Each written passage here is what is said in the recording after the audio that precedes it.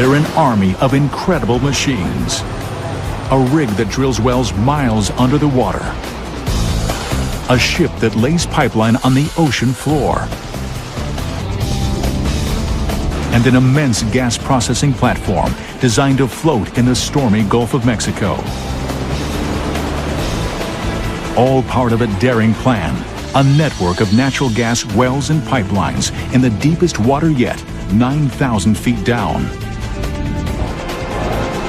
And hurricane season is on the way. For this team of mega movers, it's go time.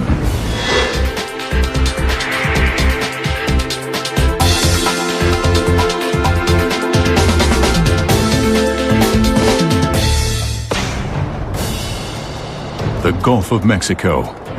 Beneath these waters lies some of the world's richest natural gas fields. Now, an ambitious plan is underway to harvest that energy from the ground. It's called the Independence Project. The goal? Drill wells and lay pipeline to get the natural gas to a central processing platform and then to shore where it's sold. Natural gas networks have been around for a long time. Okay, coming down. But no project's ever been attempted in waters this deep. For years, thousands of underwater wells have lined the shallow waters of the Gulf of Mexico. They supply 20% of the natural gas to cook and heat homes in the United States. But the demand continues to grow, and the wells in the Gulf are already working at capacity. Energy companies have long known that gas reserves existed in the Gulf's deep water. But the technology didn't exist to drill here, beyond the continental shelf and 9,000 feet down until now. It's the most daring effort yet in the race for more energy from the deep sea. A team of mega machines has been hard at work for months, building a vast deep-sea gas network. They have 5 main challenges. Drill 15 wells through nearly 2 miles of water and almost 3 miles of sea floor in an 1,800 square mile gas field. Lay pipeline connecting each well to a central processing platform. Install cables along the pipeline so that engineers on the platform can control the flow of gas from each well. Drive massive pilings to anchor the central processing platform to the ocean floor. And finally, build a huge pipeline to deliver the gas from the processing platform 135 miles to land.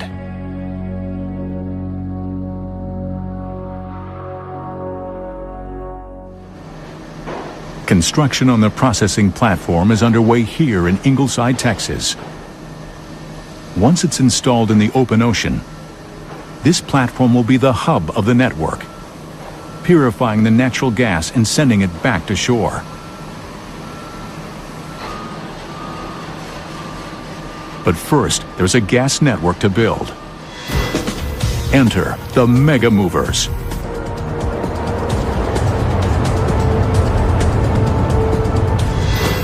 The Deepwater Millennium will tackle the first job, drilling the wells. Next, the Lorelei will build a network of pipelines to connect the wells to the central platform. The Toisa Perseus will run control cables along the pipeline. And only one ship can tackle the next step, building the monster pipeline to the shoreline. The Solitaire. Installing the huge anchor pilings is the job of the Boulder. Meanwhile, another team of mega machines constructs the massive gas processing platform. The platform is as big as a city block. In order to float above the gas fields in the Gulf, it must be attached to this huge 4-towered hull, which is en route to the Gulf atop an amazing ship, the mighty Servant 3. Mounting the huge platform on the hull will be one of the heaviest lifts ever. That's when the crane-like heavy lift device will swing into action. To get the network up and running, each of these machines will have to do its job perfectly. But Mother Nature can wreak havoc on even the best laid plans. The Gulf of Mexico is notorious for powerful storms, and summer is peak hurricane season. 7 major storms made 2005 the worst hurricane season on record and the most devastating in memory. This year could be even worse. The first job is getting the gas wells up and running. Months ago, the Deepwater Millennium drilled wells for this project. The ship's drill pipe reached 9,000 feet down to the sea floor and dug in. Then it punched through another 3 miles of sea floor to reach pockets of natural gas. An incredible 5 miles below the water surface. Now, the Deepwater Millennium will answer the $2 billion question. Will enough gas flow freely to make this well worth tapping?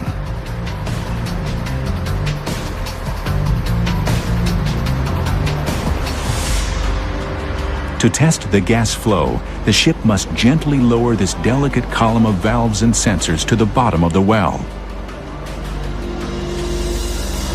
The Millennium is perfectly designed for the job. She's a drill ship.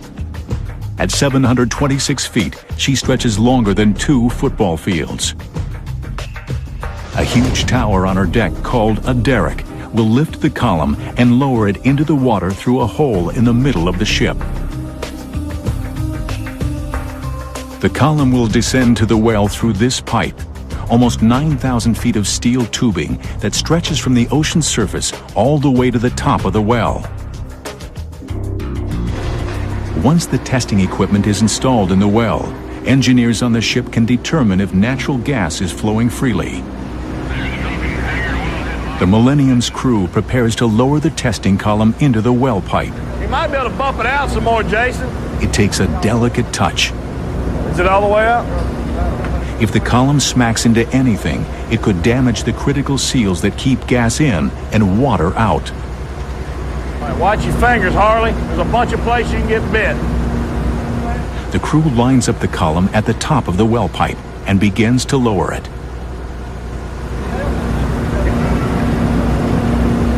I got buttons like, oh. But suddenly, it stops descending. A jammed column could mean costly delays.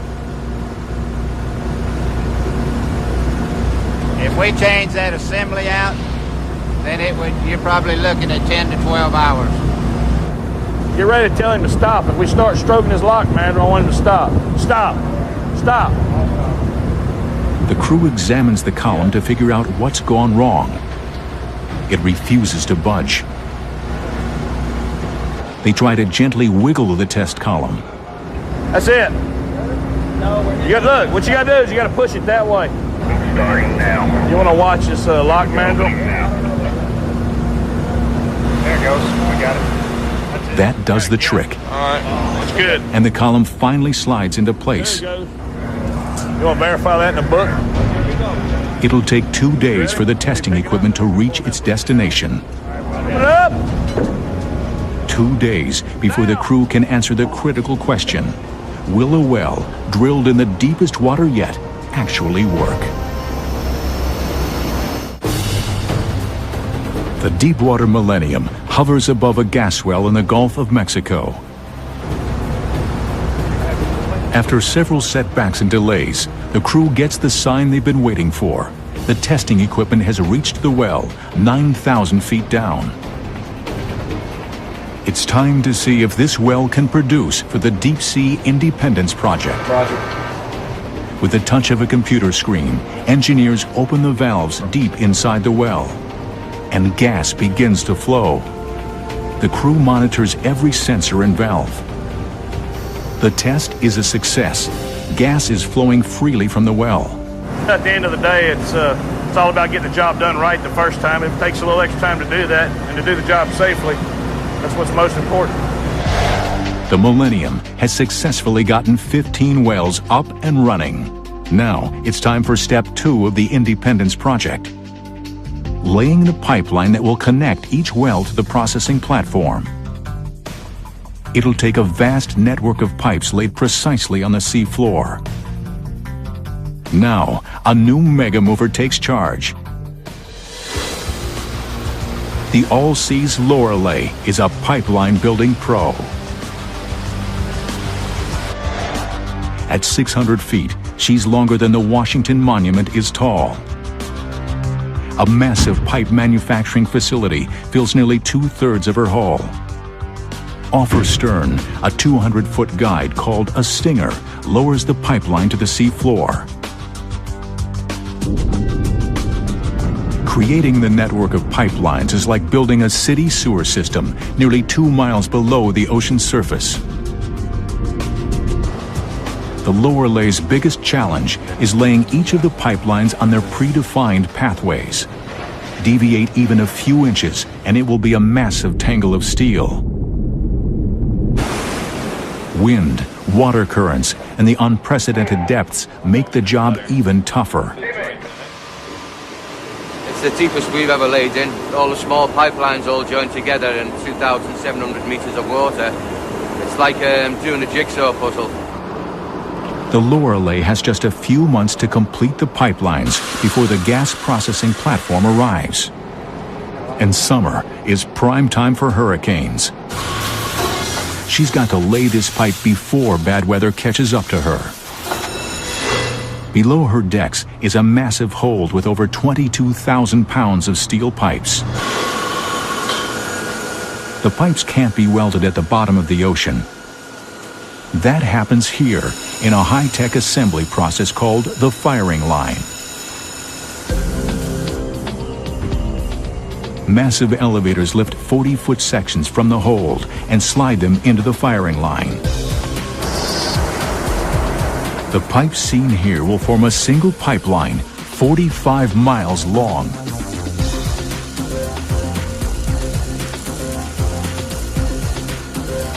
Seven welding stations work simultaneously. A new layer is added to the weld at each station, making the joints extremely strong. In the deep sea, even the smallest flaw could collapse the pipe, shutting down the flow of gas. So every weld is examined before the pipeline slides out of the Lorelei's stern and onto the stinger where it's guided to the ocean floor. Amazingly, even steel pipe over an inch thick bends like a garden hose under its own weight. 12,000 feet, over 2 miles of pipe are suspended between the ship and the sea floor in a giant curve. The Lorelei will work around the clock to spit out up to 3 miles of pipeline every day, making her one of the fastest pipe-laying vessels in the world. With the wells and pipeline construction underway, it's time for step 3 in the Independence project. Laying the cables that will control each well's gas flow. It's a job for the Toisa Perseus. She's one of the only vessels that can install these cables in such deep water. Her huge reels hold miles of the thick cables. And her aft deck is bigger than 3 basketball courts. It needs to be. That's where the Perseus carries its giant cable connectors. The crew places a connector next to each well, and then runs the cable along the pipeline all the way back to the processing hub. These cables are an essential part of the network. By supplying the electronic and hydraulic power to open and close the well's valves, they'll allow an engineer on the processing platform to control the flow of gas from a well as much as 45 miles away.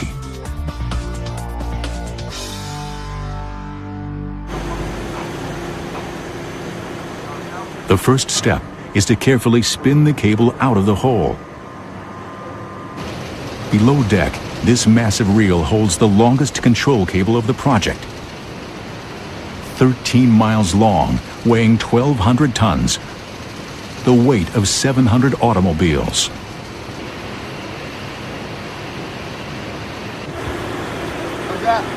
The end of the cable is threaded into a curved guide to prevent kinking the delicate internal elements.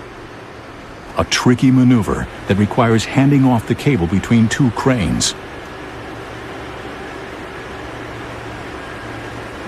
Safely in the guide, it's lowered to the deck. The crew attaches a stabbing pin to the end of the control cable.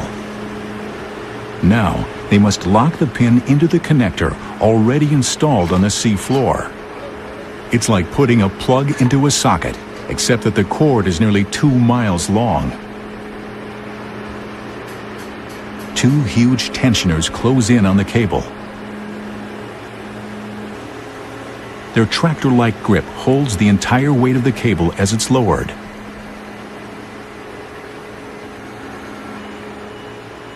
It's a straight shot through a hole in the middle of the ship, 9,000 feet down.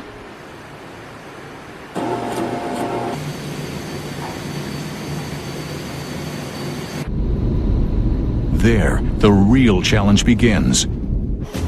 Plugging the pin into the bucket-sized socket. Once the cable is in the water, there's no turning back. Okay, coming down. Okay, coming down.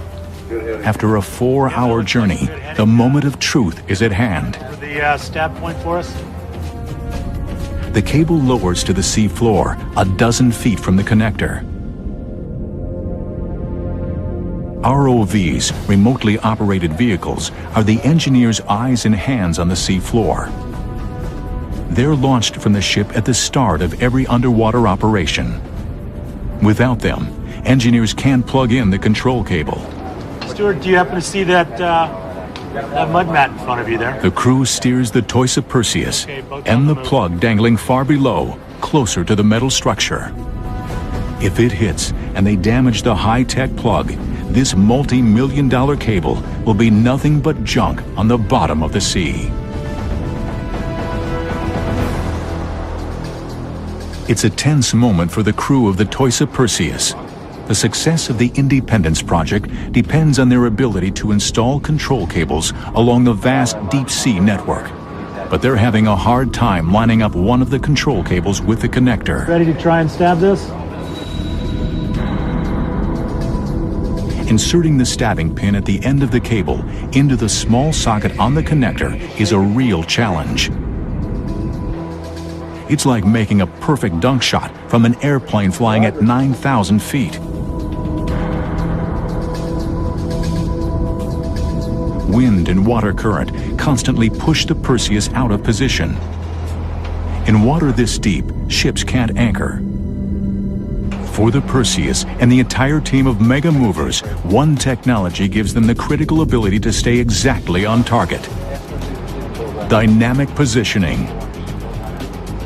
Computers measure every factor affecting the ship's position and control the engines to hover in one spot, move forward or backward, or even sideways.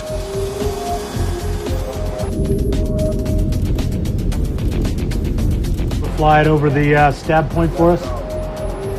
On the bridge of the Perseus, the crew relies on an ROV, a remotely operated vehicle, to guide the stabbing pin toward her target.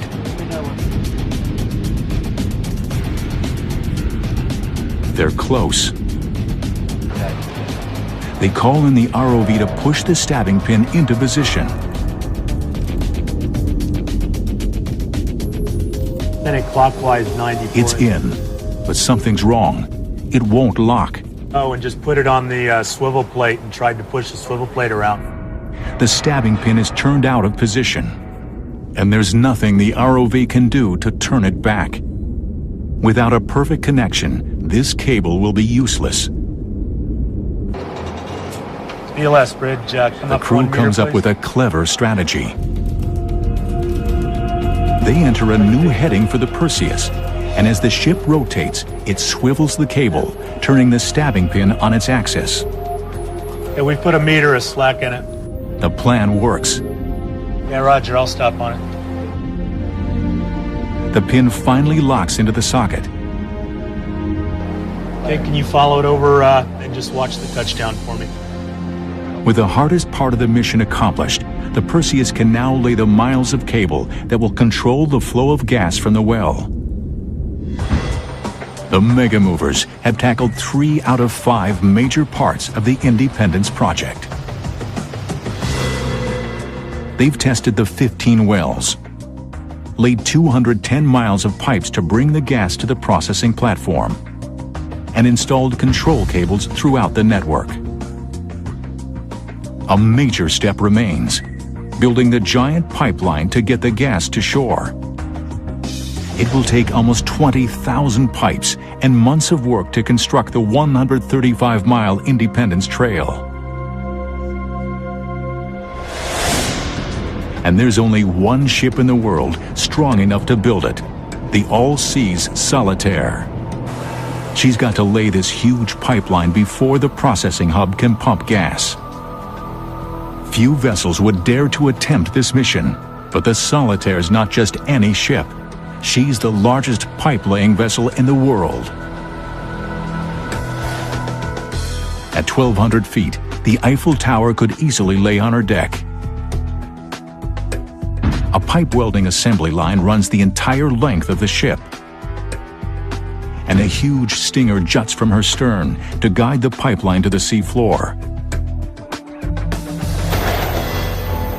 Like the Lorelei, the other pipe-laying ship on the project, the Solitaire builds the pipeline in one continuous motion, welding the pipes together inside her hull, then depositing the finished pipeline on the sea floor. But unlike the other ship, she does it on a much bigger scale. The Solitaire's 6 cavernous holds carry over 21,000 tons of pipe. That's more than the weight of 120 jumbo jets. Even this many pipes doesn't last long. Solitaire can lay 4 miles of pipe in a day. Huge barges constantly replenish the supply of pipes to keep this mega pipe layer busy.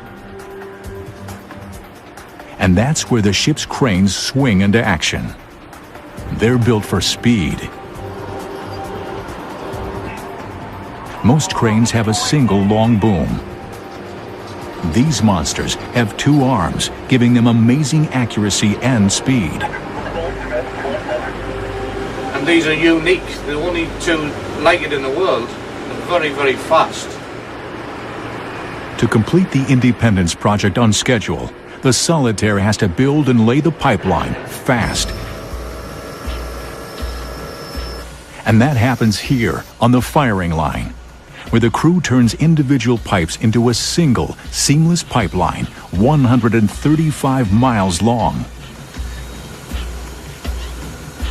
Here, the 40-foot, 6.5-ton pipes are welded together. This is the Solitaire's secret weapon in efficiency.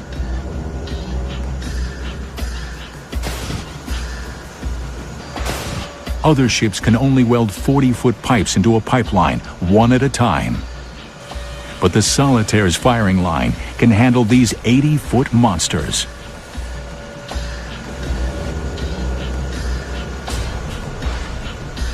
First, the crew mills the pipe's ends to provide a smooth, clean surface. Then, the pipe is welded together at 8 welding stations. Each weld adds more strength to the joint. A special drone even welds the seam inside the huge pipe.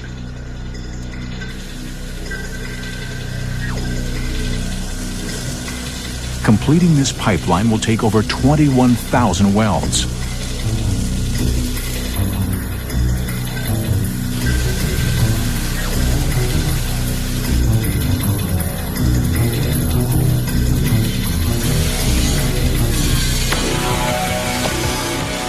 When every station is ready, a bell rings and the pipe seems to move out the back of the ship and into the sea. But that's not what really happens. Miles of pipe on the sea floor connect directly to the ship like a massive anchor. Huge tensioners like tractor treads squeeze the pipe to hold it or let it out. When the pipe moves through the firing line and then into the sea, it's really the ship that creeps forward on the new pipeline growing in her belly.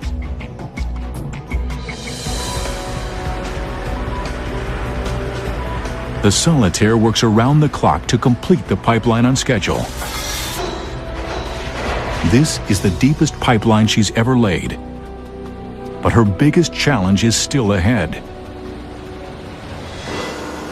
Installing a massive T-assembly, a connector that will allow future pipelines to link to the Independence Trail. Welding the large spigot-shaped T into the pipeline shouldn't be hard. The difficulty will come in trying to push the bulky structure out of an assembly line designed for pipes. The crew has a plan, but it's risky. 135 miles away on the Texas coast, work reaches a fever pitch on the final part of the project. The Independence Hub. This huge floating platform will process all the gas from the project's 15 deep-sea wells and send it 135 miles to shore along the Independence Trail. Soon, this mega structure will be towed out to the gas field. But first, they have to finish building it. The hub is made up of two parts, the upper unit or processing platform, and the lower unit, a hull that will keep the hub afloat. The massive platform will process 1 billion cubic feet of natural gas each day, enough for the cooking and heating needs of 5 million U.S. households. When it's done, it will be the heart of the largest gas processing project in the Gulf and the deepest anchored platform in the world. But first, the team needs to join the upper and lower units together. Just outside the harbor, another mega mover arrives, the mighty Servant 3. On her back, the massive flotation hull, the four-towered structure on which the platform will rest. The mighty Servant has brought the hull all the way from Singapore where it was built, an incredible 10,000-mile journey. Now she has to offload her cargo, and she does it in a very unusual way. Huge ballast tanks inside will slowly flood, letting the ship settle 2 stories lower in the water. Then, the tugs will pull the hull free.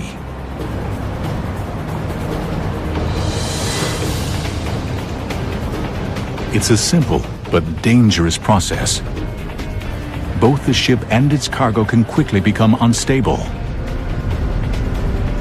And the huge towers of the hull can catch the wind like sails. In a strong gust, the hull could sway, crushing anything in its path. Conditions have to be perfect, but today, that's not what Mother Nature has in mind. Out in the Gulf of Mexico, the Solitaire is about to tackle a critical part of the Independence Gas Project. The ship's already laid miles of pipeline called the Independence Trail to bring processed gas to shore. Now it has to install a massive T so that future pipelines can hook up to the Independence Trail. First, the crew must weld the T into the pipeline, but there's a problem. The joint between the pipeline and the T has to be lined up perfectly, and the tool used to align the joint is jammed inside the T, bringing the entire operation to a screeching halt. While the rest of this massive factory waits, engineers scramble to free the alignment tool. Since you can't pull it by hand, we'll put a winch on it, pull it on through. Why don't you bust that one around that one like that? A chain hoist and manpower does the trick. The Solitaire is in business again, and the T moves down the firing line. Now is when the operation gets dangerous. As the pipeline exits the Solitaire's hull, 3 powerful clamps called tensioners bear its weight. They hold the massive strain of nearly 2 miles of pipeline hanging between the ship and the sea floor. But to let the huge T pass, each tensioner or clamp has to be opened one at a time. And all the weight of the pipeline, 655 tons, is shifted to only 2 tensioners. If one fails now, hundreds of feet of pipe will whiplash through the ship on its way to the sea floor. The Solitaire starts to move the T through the firing line. The first of 3 tensioners opens. All eyes watch as the T inches forward.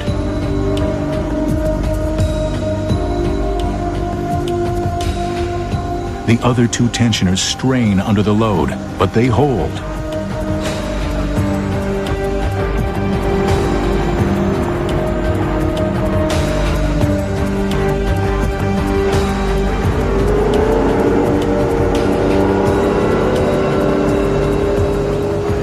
Twice more, 1 tensioner opens, and the entire strain of the pipeline is held by the other 2. Finally, the T is on the other side of the tensioners on its way to the sea floor. It's a major success for the Solitaire, bringing the ship one step closer to building the pipeline on schedule. On the Texas coast, the huge gas processing platform and the hull that will float it must be joined together. But first, the team has to get the hull off this ship, the mighty Servant 3. This mega cargo ship offloads by sinking, letting her cargo float. For the last few hours, a strong breeze has made it too dangerous to move the hull, but finally, the wind has died down. Now the tricky business of sinking the mighty Servant 3 begins. The hull's massive towers jut up like 4 huge sails. Every time the wind kicks up, the massive structure strains against the mooring lines with tons of force.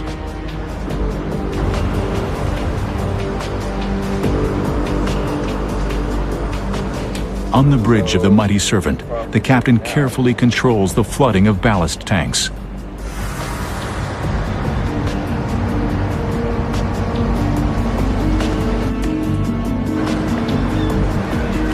Over the next 10 hours, his ship slowly sinks into the harbor.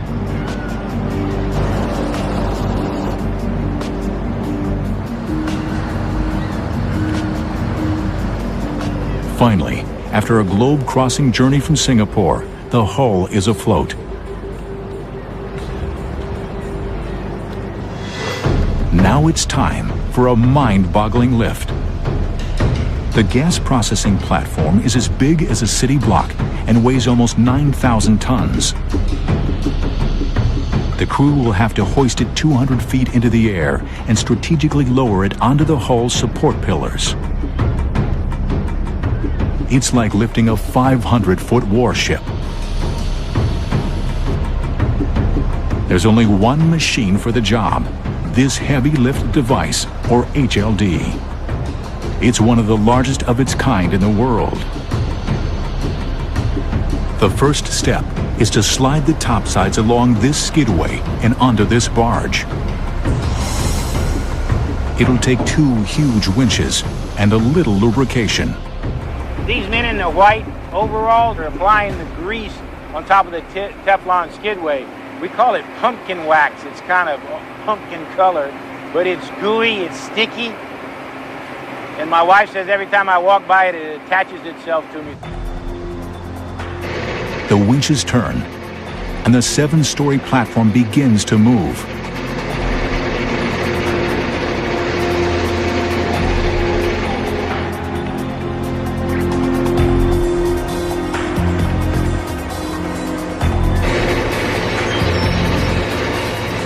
At the water's edge, the process gets trickier.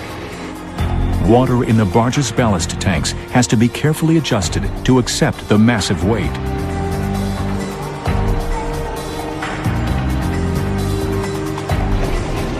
It takes 8 hours, but finally the platform is on the barge.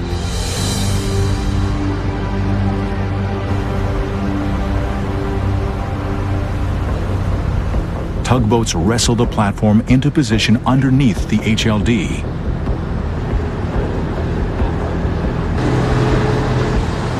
And the crew attaches huge A-frames to lift it.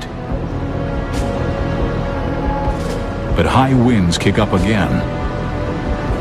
In these conditions, lining up the hull perfectly under the platform will be almost impossible. We need to make sure that the hull is in the appropriate position when we stab down, because we only have a 3-inch tolerance when we stab down, and that hull has to be in a perfect position. For now, the operation is on hold, but it won't slow down another mega mover. Out in the Gulf, preparations for the hub's final home are underway. Keeping the enormous Independence hub secure in the Gulf's stormy seas will require heavy-duty anchors and a special ship to install them. Meet the Boulder. The columns of her pontoon-like hull make her incredibly stable, essential for lifting the huge anchors which will secure the hub to the ocean floor. With her massive open deck, she looks more like a platform than a ship. If the Boulder doesn't install the anchors perfectly, the Independence hub could pull free.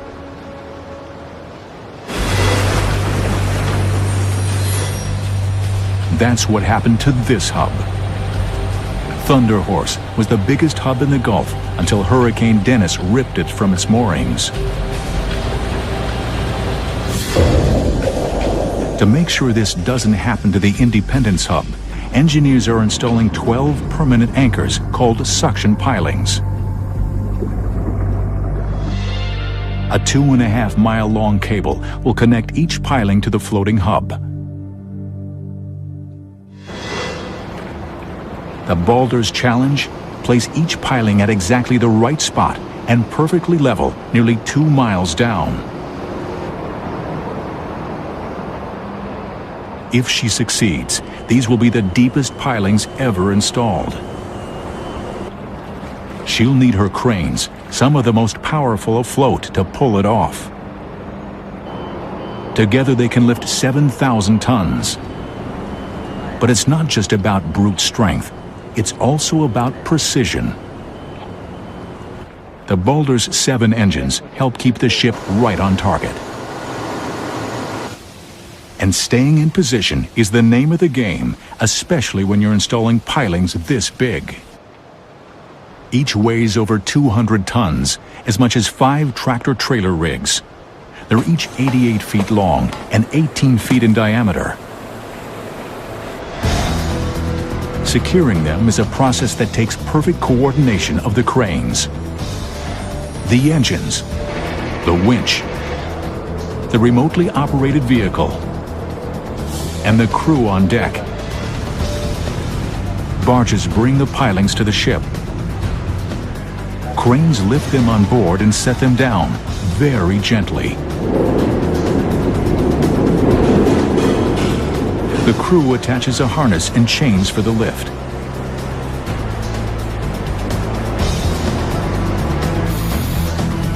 It's a very big and very dangerous maneuver, requiring the biggest shackle on board. The crew checks every inch of the shackle. Even the slightest flaw could lead to disaster. What he's doing, he's looking for microscopic cracks in the surface of this shackle that might grow to a critical size when it's highly loaded during lift. If that were to happen, the shackle could fracture and we could have a real disaster on our hands.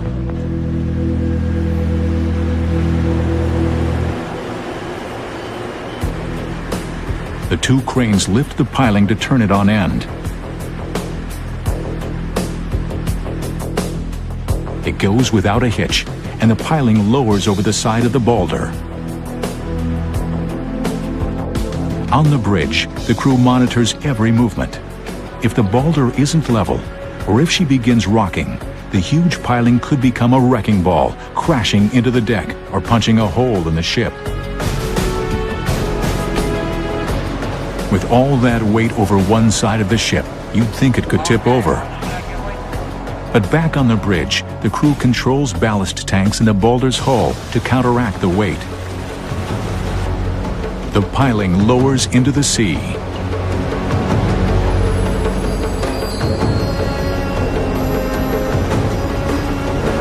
Then, in a blast of escaping air, it's on its way, a 4-hour journey nearly 2 miles into the depths.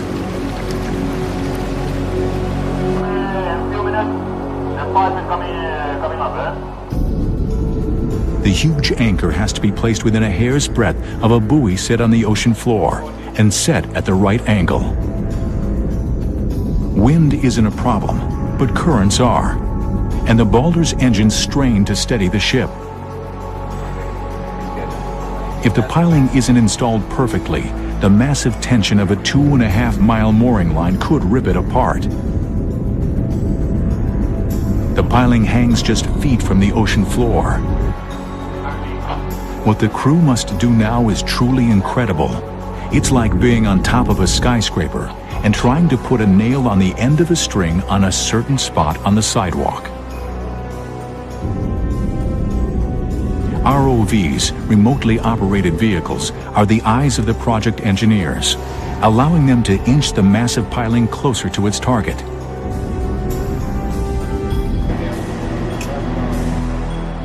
The crew will have to get it just right if the pilings are to be ready when the Independence Hub arrives.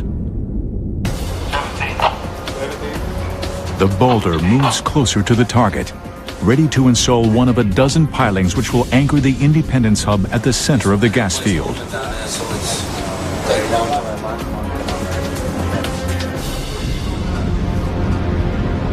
They go for it. The 200-ton piling stabs into the sea floor. Does anybody have a visual on draft readings? The piling's weight drives it an incredible 45 feet down.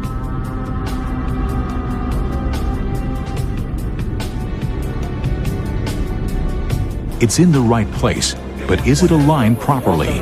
Orientation is very good. Probably about the best we've achieved thus far. It's very good. Tightest one we've had. Hey guys, I was looking. The ROV moves in for step 2. It closes the valves that seal the end of the piling. Then it connects a powerful pump.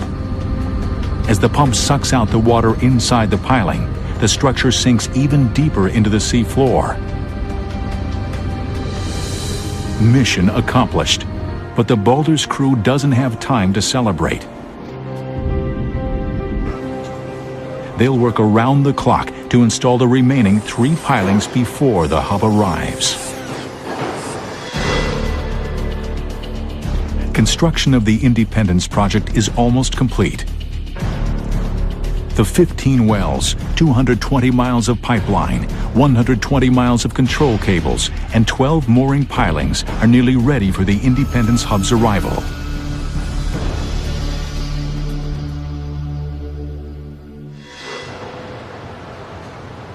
In Texas, it's countdown to the big lift, the last obstacle facing the project engineers. Hoisting the nearly 9,000-ton processing platform onto the 4 towers of its behemoth flotation hull. It's a job for one of the biggest lifters in the world, the Heavy Lift Device, or HLD. But it's never attempted a load this large. Inside the control shack, engineers continuously monitor the HLD's controls in preparation for the big lift. The mammoth booms are 500 feet long, and 23 miles of cable weighing 900 tons run through her motors and winches. Sensors on the booms and the cables provide constant feedback to the engineers. On the hub and the barge, the crew performs their final checks. Then, all but a few crew members move off to a safe distance. A broken cable now would send the mammoth platform crashing to the ground. The lift's motors begin to turn. The cables take up the enormous weight. Then, an ear-splitting boom gets everyone's attention. A fitting for the A-frame has adjusted under the strain. The lift continues. Cables strain as the HLD takes the full weight of the platform. Then, suddenly, one side is free. In the control room, every sensor is double-checked. The motors and winches turn, and the nearly 9,000-ton platform hangs free.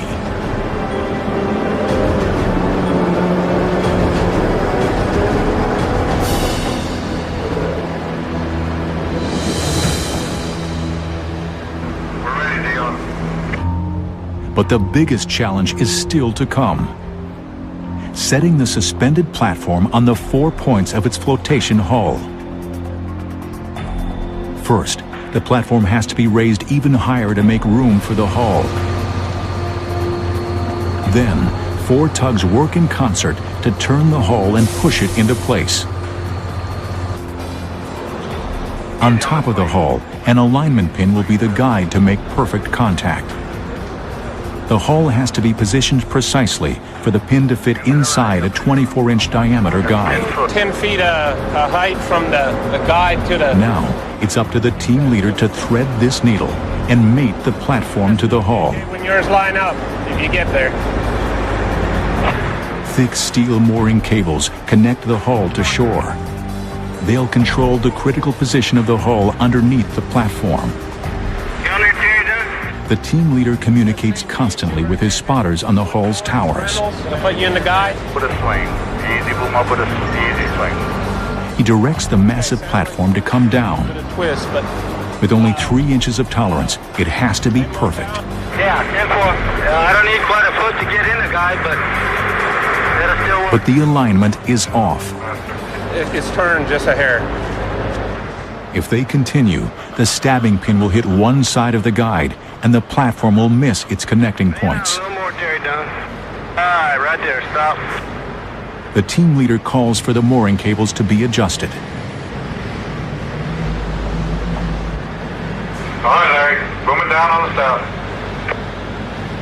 The platform eases down even more. One side makes contact. Boom the north down. But there's a problem. I got you back there, JJ. The other 3 corners aren't matching up. How much more you need? All right, swinging back and forth right there. Asteroids, yeah. Asteroid. We're booming down with the north boom to take the twist out of the module. Engineers in the control shack lower one of the HLD's booms by a few feet. The platform inches down even further. The 4 corners of the platform line up perfectly with the towers of the hull. He's right on the money this time. They've done it. The Independence hub is complete.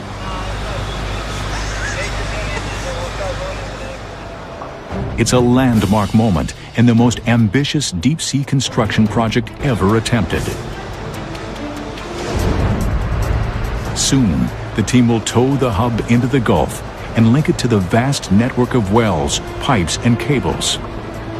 It's the jewel in the crown of the world's deepest natural gas network. Within a year, the Independence hub will deliver 1 billion cubic feet of gas each day, thanks to a team of amazing mega machines.